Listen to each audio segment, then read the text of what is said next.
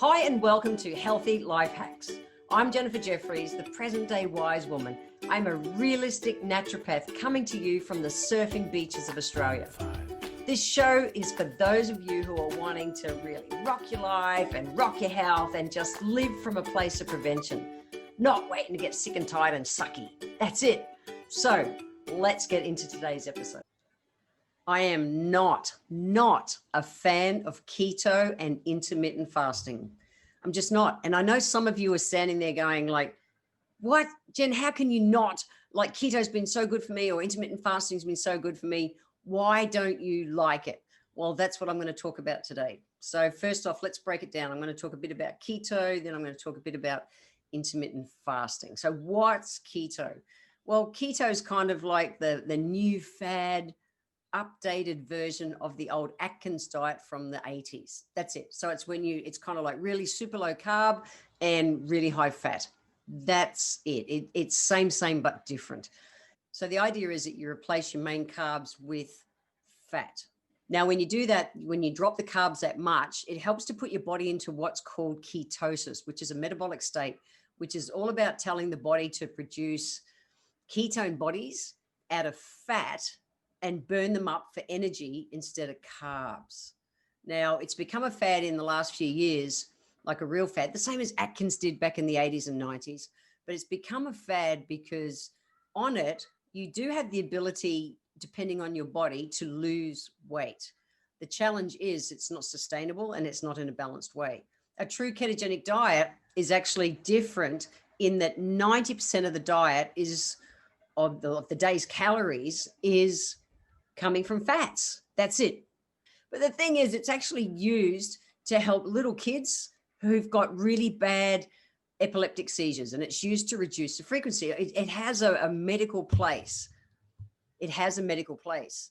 The challenge is people are using it like just for weight loss. There's lots of short-term studies out there which are showing that from a weight loss point of view, the results are not all good and the results are not sustainable.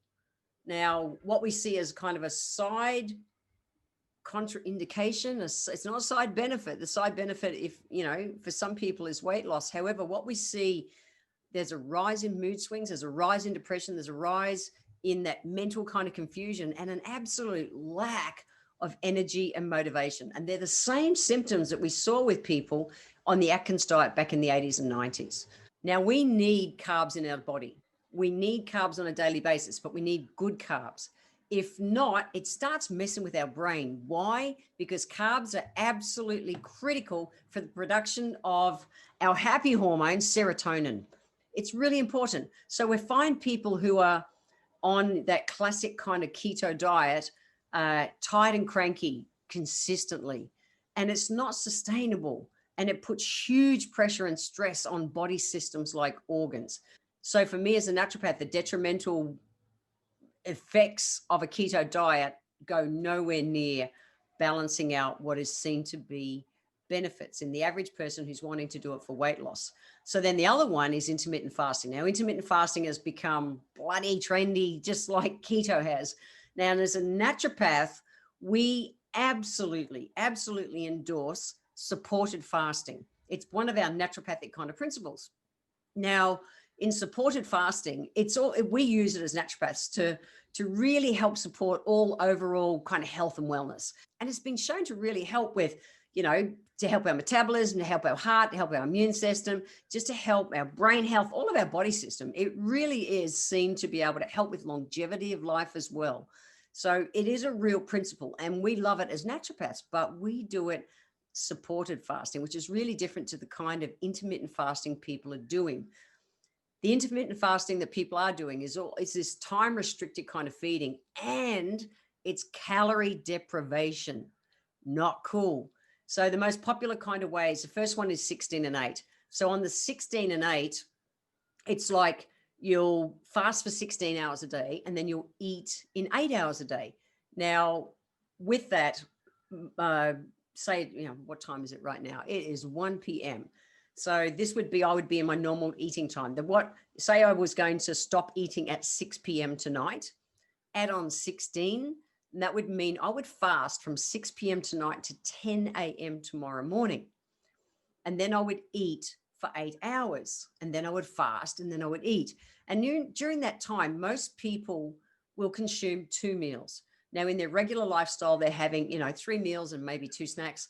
So they'll have 2 meals. But what research is showing is that when they're doing that, because with our body, as soon as we're told we can't have something, we crave it. And even if it's just a meal in general. So what we're seeing is the incidence of binge eating going through the roof. That in that, those 2 meals a day, or one of those 2 meals, people are having bigger, higher calorie meals that are absolutely negating the benefits of intermittent fasting, just fasting for 16 hours. It's real. Now, another way is what's called whole day fasting. Now, this is a way that naturopaths generally do it, but again, we do it supported. So in this way, this is where people will just not eat anything for a day, or they'll limit their eating to about 300 to 500 calories on that fasting day. But it's not supported, and the body is under stress. When our body's under stress, cortisol levels go up and the body just goes, what? And you're in trouble. So the other ones, things like 5 and 2, that's where people will just have a regular lifestyle 5 days a week, and 2 days a week, they'll have that 300 to 500 calories. Again, when we're told we can't have it, our body craves it. And it's showing people like, life. Oh, I'm gonna intermittent fast. And then they binge eat. It doesn't work. It's not sustainable. We've got to be able to have the body to deal with the day-to-day kind of life as we're adding a benefit.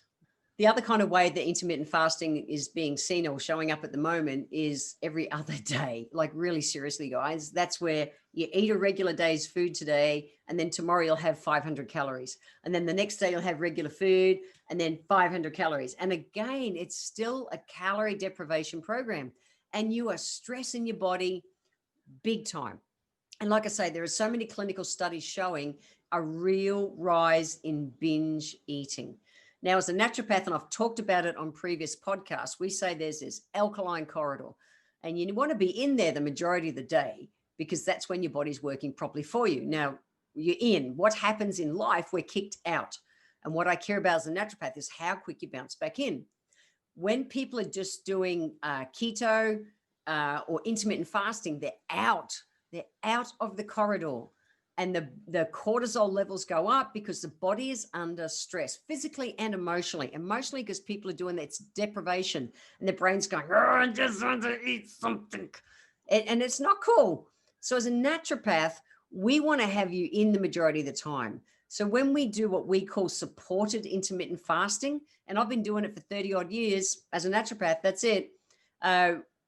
Your body's in the corridor. That's the difference. It's not calorie deprivation. So on a supported cleanse day, intermittent fasting day, we support the body with herbs. One, we will use herbs that help to support the body's natural detoxifying systems. Now, you can't make the body detox. You can use, diuretics and laxatives and all that shit, and that's not cool. Again, that stresses the body. But on what we would see as a naturopath, what we would see as a supported fast or a supported cleanse, we're giving you herbs to support your natural detoxifying body systems so they can work properly. That's it. But we pair them with adaptogen herbs. Now, I've talked about adaptogen herbs in probably half a dozen of these podcasts so far because they're so important. If we can have your body adapting to the stress, that's huge.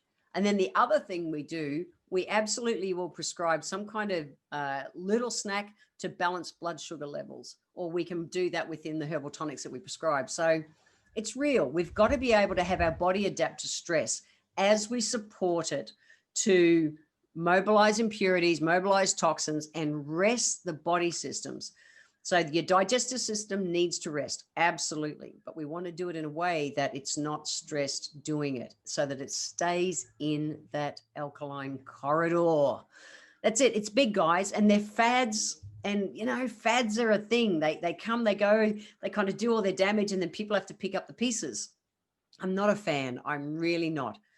I am leaving you with 2 healthy life hacks today. One is, if you are doing keto or intermittent fasting that you've Googled and, hey, it looks good and you're off and going, or it's being prescribed by some kind of expert, excellent. have a real chat to yourself. Really ask yourself, how's my mental state? How am I dealing with stress? How is my energy? How is my focus? How are my moods and emotions? Really take a health assessment. It's important, okay? Because keto and intermittent fasting done from calorie deprivation is not sustainable, and I care about you. Healthy life hack number 2 is to check out some supported fasting.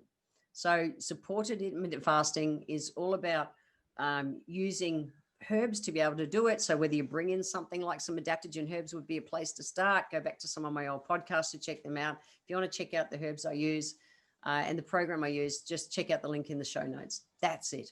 So where do you find the show notes? Go to www.healthylifehacks.com.au. And next episode, tune in, because I'm going to be talking about the difference between fear and excitement and how they physically show up in your body. I want to thank you for being here today.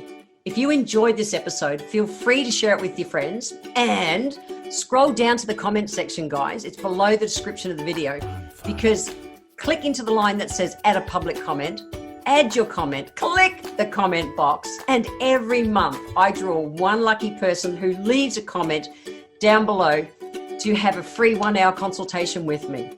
Also, be sure to subscribe to the show and like it so that you're always catching that next episode.